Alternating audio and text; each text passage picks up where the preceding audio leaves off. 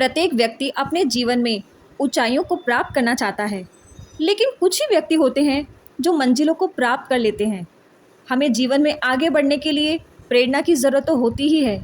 वर्षों के असफल प्रयासों के बाद सफलता नसीब होती है। कितनी अच्छी बात कही है किसी ने।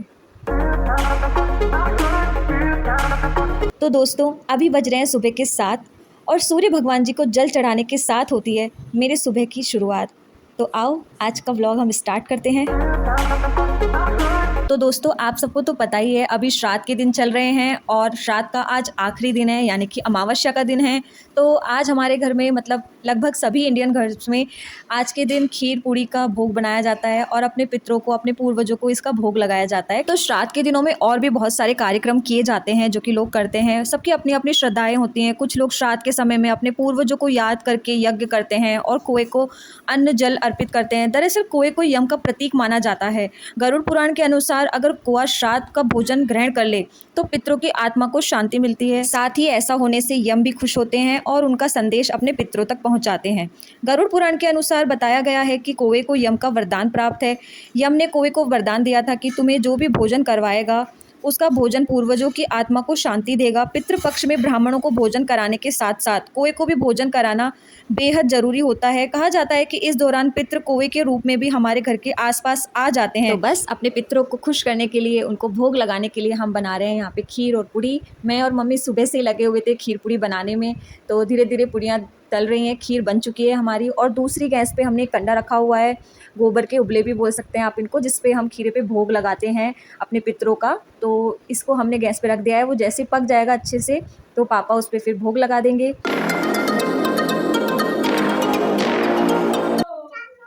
हेलो, कैसे हो? हाय,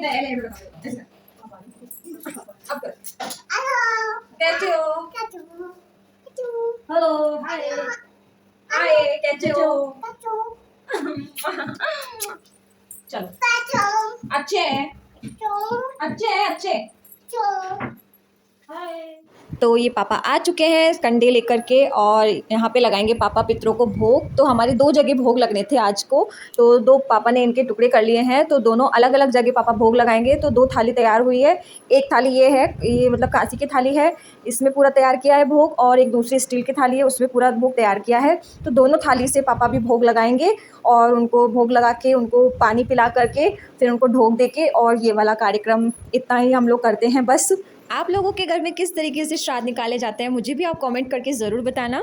तो अभी भोग लग चुका है। उसके बाद हमारे यहाँ क्या होता है ना, कन्याएं जो होती है घर में, कंवारी कन्याएं, उनको सबसे पहले जिसका मतलब भोग लगता है वो वाला खाना उनको खिलाया जाता है। जो मतलब जो थाली होती है जिसमें खाना रहता है, जो भोग लग गया वो तो भगवान जी को मतलब पितरों को लग चुका है। उसके बाद में जो थाली में खाना है वो हमारी कन्याएं खाती हैं। तो ये हमारी 2 कन्याएं हैं, एक मेरी बेटी है और एक मेरी ननद है। तो ये दोनों खाना खा रही हैं, मतलब थाली जो है पितरों की वो खा रही हैं दोनों। तो जब सारे कामों से फ्री होकर मैं अपने रूम में आई तो रूम की हालत कुछ इस तरीके की थी। तो मतलब देख के ऐसा लग रहा था कि बाप रे, अब ये भी करना है।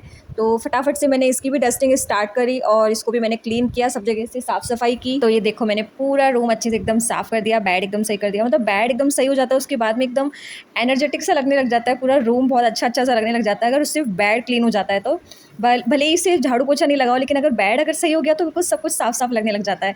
तो ये बारी में भी थोड़ा सा गंदगी हो रही थी, वहाँ पे भी मैंने सब साफ़ सफाई कर दी है, अच्छे से कपड़े वगैरह सब समेट दिए हैं। सफाई करते करते ध्यान आया कि यार कूलर बहुत गंदा हो रहा है, तो इसको भी साफ़ कर ही देते हैं। तो मैंने इसका एक पल्ला तो खोल दिया था, मतलब ये जो जाली होती है उसके दूसरे साइड तो मैंने खोल दिया था, ये वाला साइड मैंने नहीं खोला क्योंकि इतना फिर बहुत ज़्यादा हो जाता कि पता नहीं साफ़ हो पाएगा या नहीं।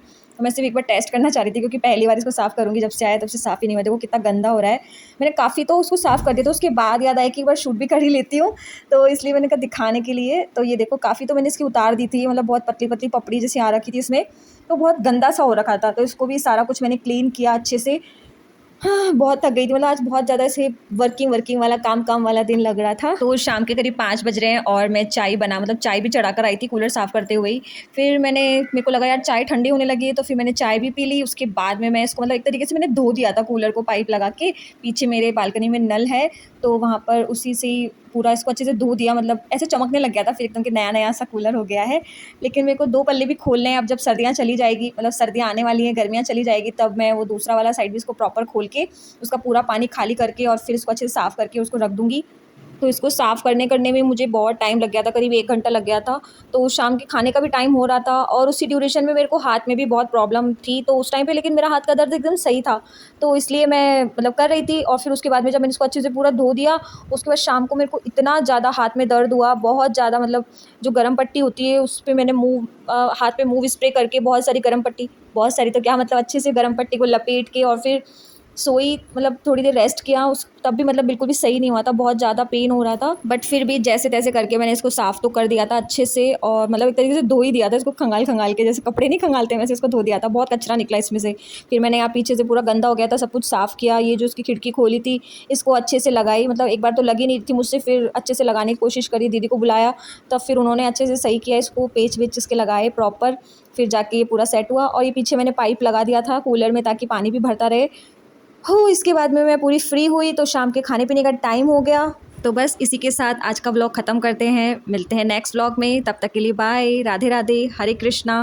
आई होप आपको मेरा ये व्लॉग काफ़ी अच्छा लगा होगा, तो प्लीज़ काफ़ी सपोर्ट कीजिएगा, लाइक कीजिएगा, शेयर कीजिएगा एंड सब्सक्राइब करना बिल्कुल ना भूलें। मिलते हैं नेक्स्ट व्लॉग में, तब तक के लिए बाय। क्या कर रहे हो? जालू, क्या कर रहे हो? क्या कर रहे हो? तो झाड़ू खराब क्यों कर रही है? अरे राम, कितनी पिट्टी करूं?